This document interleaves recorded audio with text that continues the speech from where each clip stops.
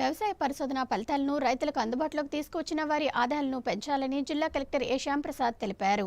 పార్వతీపురం మన్యం జిల్లా కలెక్టర్ కార్యాలయ సమావేశ మందిరంలో కృషి విజ్ఞాన కేంద్రం శాస్త్రవేత్తలు, వ్యవసాయ ఉద్యాన శాఖ అధికారులతో కలెక్టర్ సమావేశం నిర్వహించారు.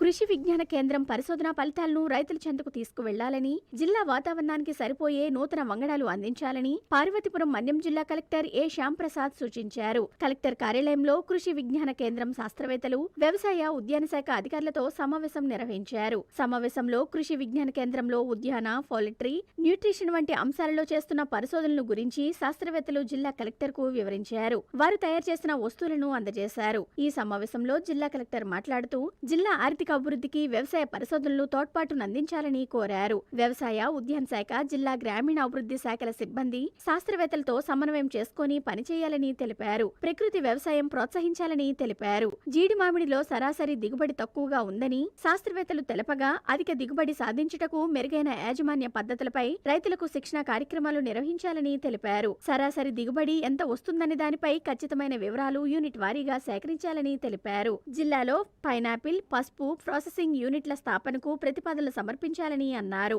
జిల్లాలో ఎక్కువగా సాగే పైనాపిల్లో మారిసస్ వెరైటీ, పసుపులలో అధిక దిగుబడి, నాణ్యత గల ప్రగతి రకం నూతన వంగడాలు జిల్లాలో ప్రవేశపెట్టాలని తెలిపారు.